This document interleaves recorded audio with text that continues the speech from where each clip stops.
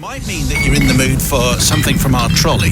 Oh! The trolley is back because Susie's back. And what have you grabbed from your trolley as it whizzed past, Suze? Something for Christmas morning I've grabbed. It's called Fizzy Navidad. Fizzy Navidad, very good. Fizzy Navidad. It's a Bucks Fizz-inspired sour beer from Brighton Brewery, Lost Pier Brewing. Very delicious, orangey, a bit fizzy, and beery.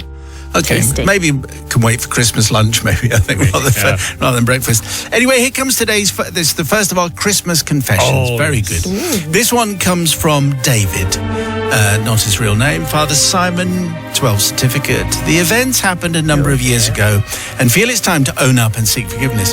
In the 1980s, I started working at a garden centre in Oxford. This was not my choice, but my parents said, take the job or find somewhere else to live. Oh, right. And the compliments of the season to you too. So when I started, I was given all the fun jobs, potting nearly 1,000 prickly gooseberry plants without gloves, sweeping all the paths every day, shoveling compost and weeding all the plants. This went on for many months until a new junior started, and then he got all the horrible jobs. The elderly gentleman, who we shall call Derek, who was in charge, was a stickler for detail and tried to make everything for the garden centre all about himself. And he spent a lot of his time in his workshop. This workshop had everything a keen DIYer would want and was out of bounds for everybody. Having been caught in there a few times looking for screws and nails and just about keeping my job, we all knew where the lie of the land was. Where it lay, yes. Where the lay of the land lay. Laid. How yes. the ground was laid. Laid. With compost. Yeah, with the garden. With the garden and the hose.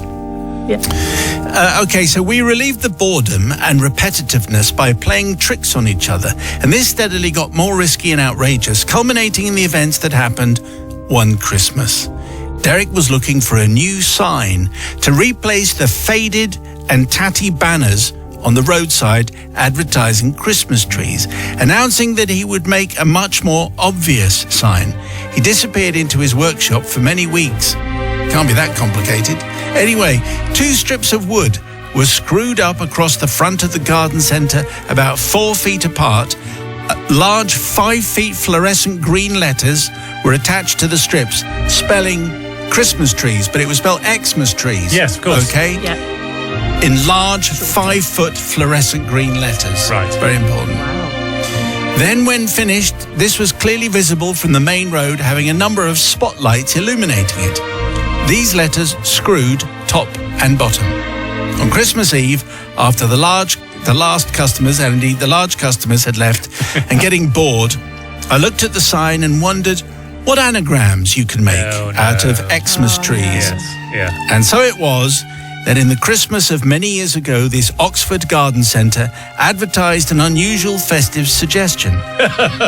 Because after a quick adjustment with a cordless screwdriver, the new sign said, Sex Master. Wow. Little did I know that the sign was not noticed by the owners until well after Christmas. There was an inquisition, but nobody owned up.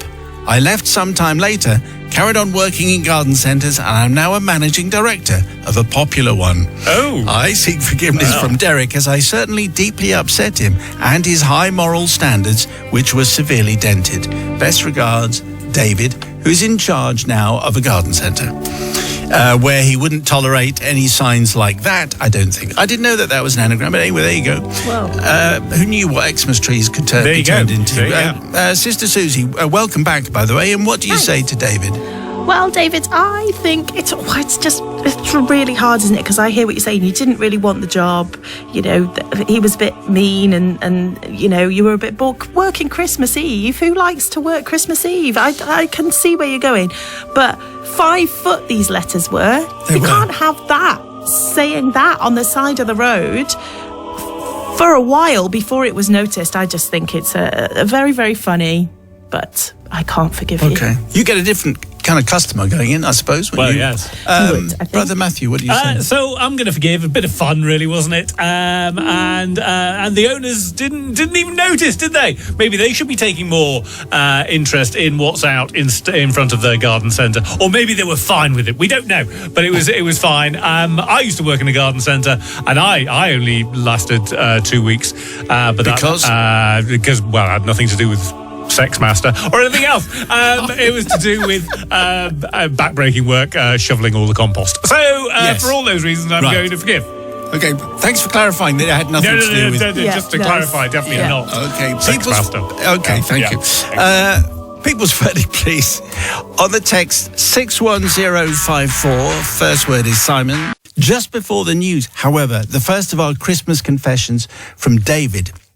The story of a garden centre in Oxford, and it's Christmas Eve, and he looked at the new Christmas sign, which said Xmas trees, with letters 4 feet apart, large 5-foot fluorescent green letters, and he rearranged it before they left for Christmas so that it actually just said Sex Master, and then that wasn't discovered for a while. All very distasteful. But anyway, that's what David sent us. What did we get for the verdict? So Johnny says not forgiven, only because he really should have come clean. He now manages a garden centre, and I'm sure he'd be mortified if a similar thing happened there. But Sarah in Cheltenham says, forgiven. I blame the people who worked in the garden centre. How on earth did they not notice the sign change? Surely it'd be obvious. And Andy B, who's decided to keep his verdict under 40 characters, says, having to work Christmas Eve and no damage done to customers as store closed and anagram is brilliant.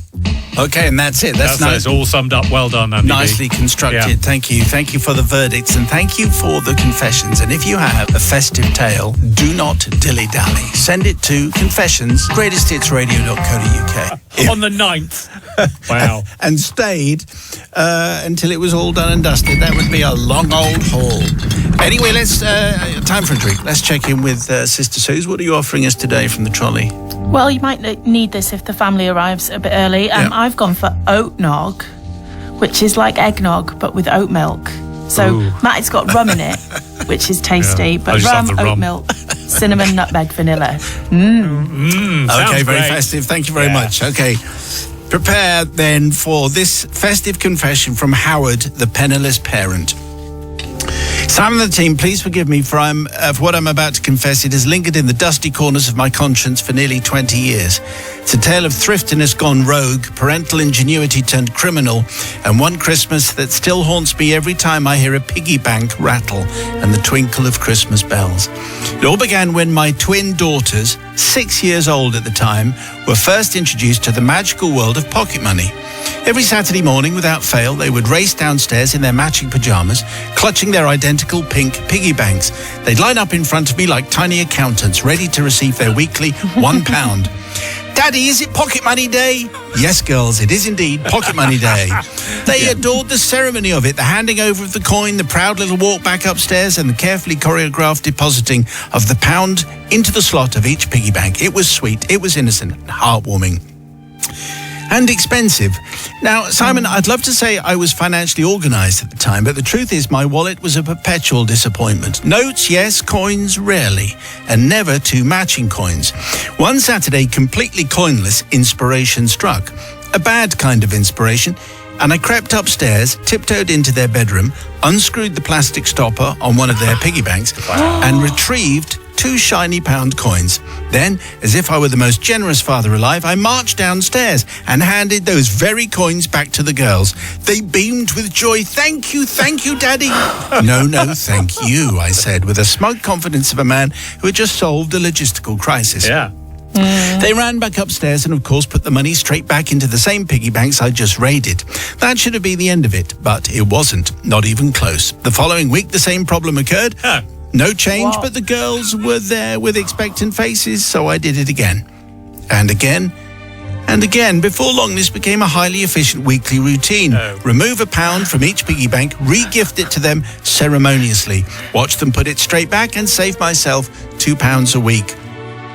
I became strangely proud of my system. It felt like a sort of domestic cash flow hack, a self-sustaining economy, a parental life hack ahead of its time. Meanwhile, the girls were convinced they were becoming wildly wealthy. Every few weeks, they'd lift their piggy banks, shake them joyfully, and marvel at the amount they must have saved.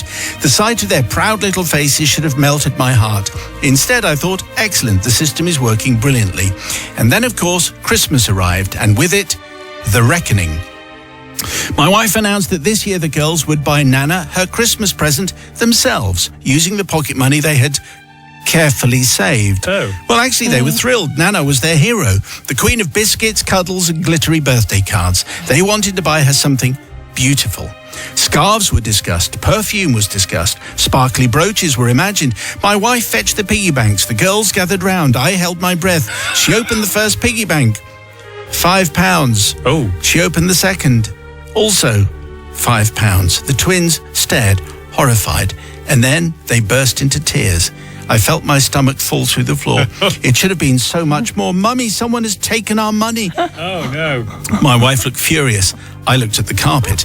A family investigation was launched. The girls had no siblings to blame. My wife knew she hadn't touched the piggy banks. I certainly wasn't about to raise my hand. Okay, here we go. So attention turned outward. There had been one other person in the twins' room that week, our cleaner. A woman who had been with us for months. No. Reliable, kind, quiet. The sort of person who folded towels into neat hotel triangles. My wife confronted her. The cleaner swore blind she hadn't touched the piggy bank. But the evidence, such as it was, 2 empty pigs and only one possible suspect, stacked against her. Within days, she was dismissed. Come on. And I, Simon, said absolutely nothing. That Christmas, the twins used what little loose change we could gather to buy Nana a modest, slightly dented box of chocolates, the cheap sort you get from the supermarket end-of-aisle display. They apologised to Nana for not being able to buy a bigger present. Nana reassured them, but I could see confusion in her eyes. As for the cleaner, I avoided eye contact the final time she left the house. Her disappointed look still haunts me. Yeah. My punishment, however, began immediately. With no cleaner, I was reassigned all domestic duties, hoovering, dusting, scrubbing, polishing, week after week. Every time I bent down to wipe a skirting board, I swear I could hear a tiny squeak from an imaginary piggy bank crying out, thief. 15 years later, the twins have grown up. They know how money works far better than I clearly did. The piggy banks are long gone, replaced by debit cards and student loans. But the guilt? Well, the guilt remains untouched, unspent, and gathering interest. So I asked the team for forgiveness for my covert cash rotation scheme, for saving £2 a week at the expense of my daughters, for the cleaner who deserves so much better. You're not kidding. But I did find out that she got another job, ironically in a bank, and is now a bank manager. And for Nana... She's now a bank manager? Yes, the cleaner. Well done, cleaner. Okay. And for Nana, who received a Christmas present that cost less than a sleigh ride. Oh. Though she is now not with us. Oh, right. Every year Okay. mention that box of chocolates. Yes. Anyway, so I mean, I just think, there are some things, I reckon halfway through people are going to go, okay, bit of a scam. And then it got to the cleaner bit and everyone goes, Yeah. I don't think so. Sister Susie, what do you say? Well, yeah, Howard, there's so much wrong with this. I was with him, I quite like a lying to your children confession. I'm all in for that, and that is fine. However, the fact that you didn't at least tell your wife, you didn't own up, and maybe you didn't own up straight away, but then when they blamed the cleaner, you could have said, actually, There were so many times when he could have said, all right, look. so many times, Rumbled. and I just can't. I'm not surprised her look haunted you, because yes, you deserved it, Howard, I'm afraid. And also sad that you didn't get Nana a present. You could have just given the twins money to get Nana a better present. Why didn't you do that? You did nothing, Howard, and for that I can't forgive you. I think, Howard, you're going to have to spend double at Christmas, and the smart speaker that you're going to get, you need to Yes. donate to the bank manager. Okay, go on, get out of that, Matthew. Right. So I'm a little torn on this one, because difficult for Howard to plead poverty if he's employing a cleaner. Do your own cleaning, Howard. Do your own hoovering. There, you save money then, wouldn't you?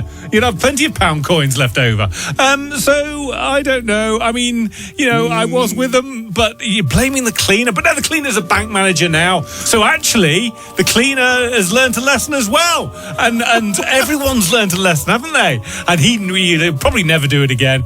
And Nana's no longer with us, so that doesn't matter. So for all of those reasons, I think I can find it in my heart to forgive. Wow. From the gutter. Okay, 61054, first word is Simon. Forgiveness or no? For Howard, the penniless parent. 61054, first word is Simon. Just before the news, we had a festive confession from Howard, the penniless parent, who cheated his twins out of pocket money, cheated their nana out of a decent present, and got the cleaner sacked in the process, even though she did nothing wrong. The people's verdict then. Huge reaction tonight. None of them are forgiving. So 1,000% not forgiven, says Adam from Lichfield. He had plenty of opportunities to come clean about his little scam, but he didn't, and it cost an innocent woman her job. I don't care that she managed to fall on her feet and end up as a bank manager. The fact that the poor woman was fired in the first place with something she didn't do is completely unforgivable. This is one of the worst confessions I've ever heard. Carl in Kent definitely can't forgive this. I mean, defrauding innocent children is one thing. We've all been there. But to get the cleaner sacked and say nothing? Debbie in Staffordshire, absolutely not forgiven. Howard may have been financially bankrupt. He was also morally bankrupt and appalling. And Ruth says absolutely zero forgiveness for horrid Howard here. What a cowardly cad he is. And Matt, you have sunk to new depths, bestowing forgiveness. Bravo. That is true. Somewhat mixed messages there, Ruth. Yes. But anyway. Anyway, very good. So thank you for all the verdicts. I think Howard might have got the message. Yes. And Howard's twins, I think it's time for you to have a few words with your father. If you have a festive confession, please send it to confessions@greatesthitsradio.co.uk. But it's time for another Christmas confession. That's what we need to do. Once we've chosen something from the drinks trolley, what is another festive offering today, Suze? It is another festive offering. Yes. This time it's an alcohol-free spiced ale. Okay. It's called No Worries Driving Home for Christmas from Lerdvig. It's brewed in Norway. It's very tasty. Very useful, very useful. Yeah. If there's something you can have and then drive home for Christmas, that's a very good idea. Excellent, thank you. Well, we'll have a half. Today's confession comes from Pauline. Father Simon and your forgiving friends, I'm writing to tell you of a story that my dear departed dad recounted many times. I was 5 years old at the time, and so I'm going to recount some of this from my own 5-year-old perspective. Oh, Okay? Wow. interesting. It was Christmas Eve, 1964, and we lived in a small first-floor council maisonette in Greater London. We consisted of Mum, Dad, my 3-year-old brother, and me. London was blessed with a white Christmas that year, and I remember looking out of the window at the large grassy area that our home overlooked and seeing heavy snow falling and deep snow settling. As was our family tradition, my brother and I put pillowcases at the end of our beds for Santa to fill with gifts in the night.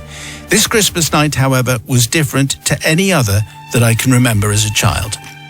Instead of hearing my parents creeping around filling our pillowcases with gifts from Santa, I remember my father lifting me from my bed in the night and taking me to sleep in my parents' bed, something we never did as kids.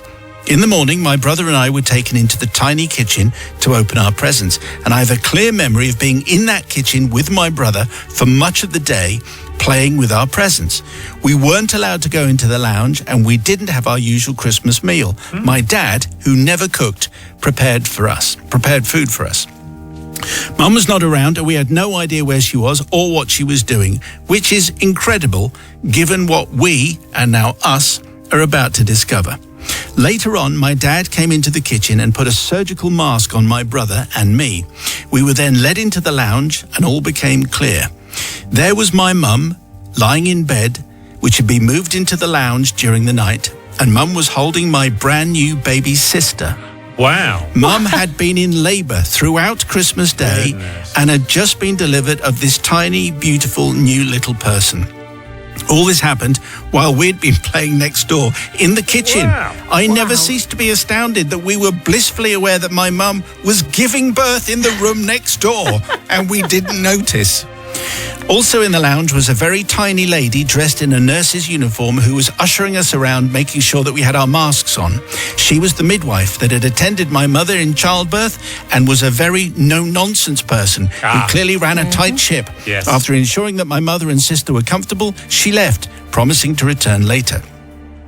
It's at this point that I need to explain that unlike today, when things like central heating and double glazing are taken for granted, our home had one coal fire in the lounge and a small paraffin heater in the kitchen. We regularly woke on winter mornings to find thick ice on the inside of our bedroom windows, just the way Matt would appreciate. Yes, he would. Now my mother's midwife had put a thermometer in the lounge to check that it was being kept warm enough for my mum and the new baby. My father was expected to make sure that the temperature was correct, not an easy task in the circumstances. Sure enough, later in the day, we would see the midwife returning at the appointed time, tramping across the thick snow on the green towards our house to visit Mum. Dad, despite being head and shoulders taller than the midwife, was clearly terrified of her. He checked the temperature on the thermometer, and to his horror, it was way too low.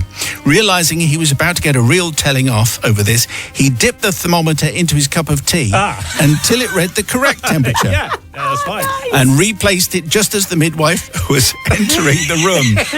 The first thing our diminutive midwife did upon entering was to check the temperature of the room. She was completely satisfied that the room was indeed warm enough. You'd have thought that maybe there were other things that might make her think it was cold. Anyway, delighted that this ploy worked, my father continued to dip the thermometer into his tea each time the midwife visited, and she never realized that the room was not as warm as she would want.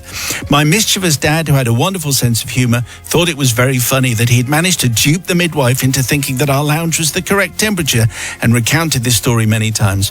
Father Simon, I'm not asking for forgiveness from the midwife, who I think should have realized that the room was a bit colder and rechecked the thermometer, but I would like to ask forgiveness on behalf of my mum and baby sister for having to endure colder temperatures than they should have done at such delicate time in their lives. That said, I don't think this did my sister too much harm, as she grew up as fit and healthy as her siblings. Well. Okay, so that's I don't think anybody saw that coming. No. Where on earth is this Christmas story going? And the answer was, the mother was giving birth in the room next door and nobody knew. Quite extraordinary. Okay, Sister Susie, what do you say? Yeah, I just don't know what. I love this, Pauline. I didn't know what was going to happen. I didn't understand why your bed was taken away, why you could only be in the kitchen, and I can't understand that you didn't know what was happening next door. How can you not have heard anything? But yeah, I think your dad was very, very funny. I do feel like maybe you should have just made the living room warm enough, really. But it did make me laugh, and it's Christmas, almost. So I'm going to forgive. Brother Matthew, perfect Christmas story, isn't it?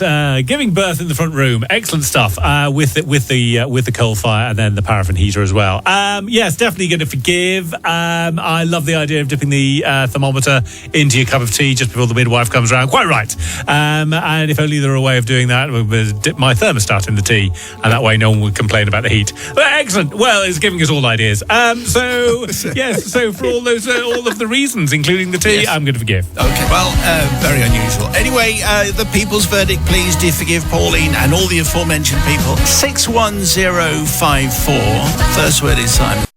And just before the news, we had a confession from Pauline. The 1964 very heavy snowfall Christmas baby. That's what was happening. Born in the next room and no one noticed. Scary midwife, a thermometer trick with a cup of tea. Anyway, it all seemed to be a beautiful Christmas British story. People's verdict, here we go. Yes, Elizabeth from Wickford in Essex says, forgiven sounds like a true nativity play. Yes. But Emily in Bournemouth says not forgiven. As a midwife myself, we take the temperature of the room for mum and baby very seriously. He should have been working to make sure the room was warmer rather than popping the thermometer in his cup of tea. But Joan in Sydenham says, phew, thought this was going to be a mother ran off with the milkman. But no, it's a fantastic, lovely story, and forgiven. That's why tea is a British institution. All right, very good. If you have a Christmas confession, please send it to confessions@greatesthitsradio.co.uk. Anyway, it's time for the trolley, if I can get it to work. There it is. Yay! I have to hit everything 3 times to get it to work today. What have you chosen, Suze? What is our jolly little drink here? I think Matt will appreciate this one. Oh, yeah. So I've gone for a pocket Negroni in a can. In a can. And they also do a cracker version for Christmas as well. So if you're looking for a nice little thing, you can get it in a cracker. But gin, sweet vermouth, Italian bitters, aperitif, delicious. Yes. We'll keep you going until Nige is here the other side at 6 o'clock. Today's festive confession comes from Tony. Simon and the crew. It was around Christmas many moons ago. I was 15 years old and just starting to get into golf.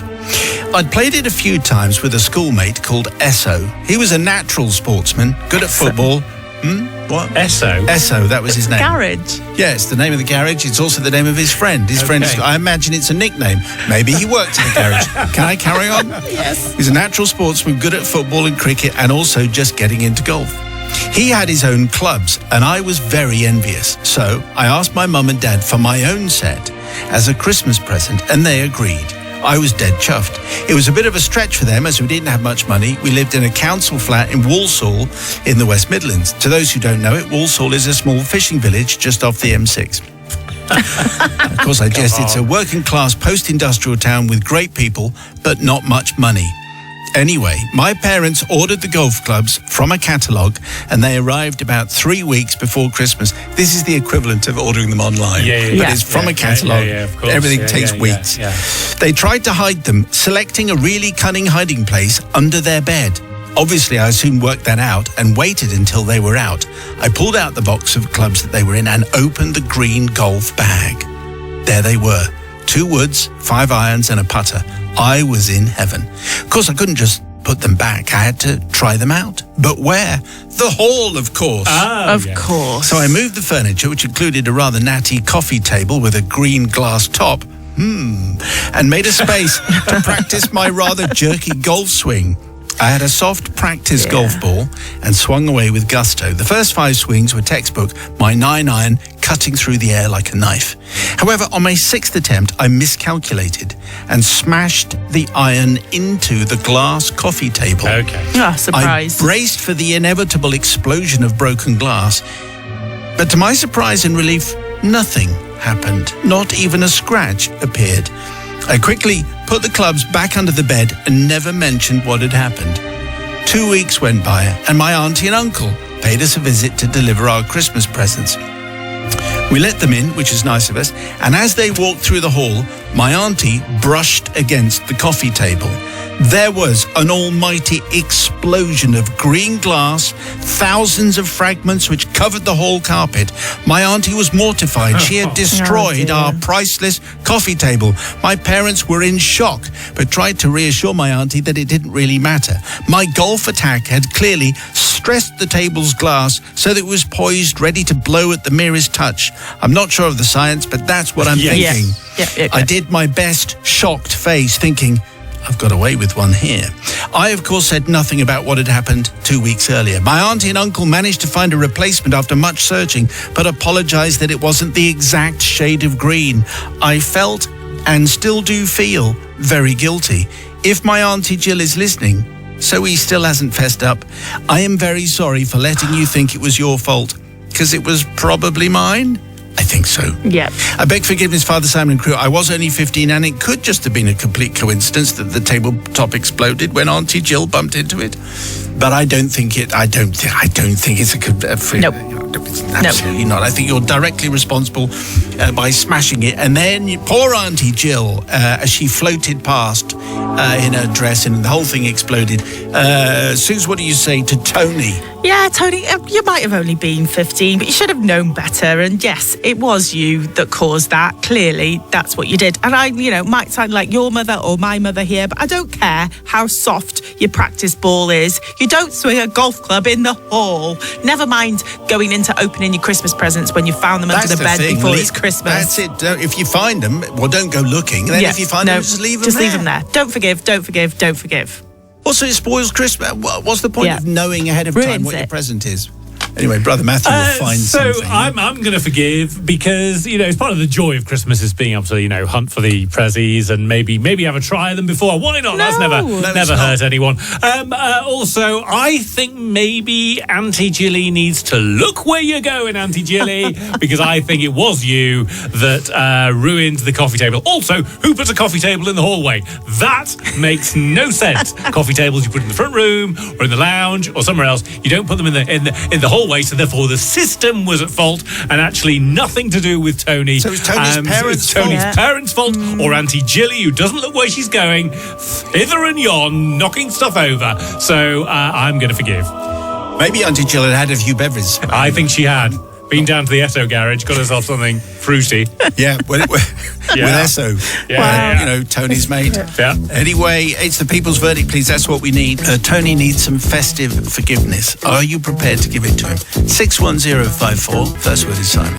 Just before the news, a confession from Tony and a confession from when he was 15 years old, and he found his Christmas present early. It was a set of golf clubs, and he smashed up the coffee table, which was in the hall for no apparent reason. Yes. But it didn't break until his auntie brushed past it, and then it exploded into very small shards, and she took the blame. Anyway, here's the people's verdict. So Danny in Chelmsford says, not forgiven. As Susie said, who plays golf in the hallway? Obviously, that is going to end in disaster. But Pat at Cobham Services on the M25 says, I'm with Matt. Who puts a coffee table in the hallway? I've never heard of that. And also, the auntie should have looked where she was going. It's all her fault. And John, who's been a glazier for many years, says, Yes. As the glass exploded after being touched by the ant, it will be toughened glass. And this kind of glass doesn't get a shock and then explodes later. It will disintegrate there and then. He then talks quite a lot about spark plugs and car windows, but brings it back by saying something in the ant's dress caused this to break,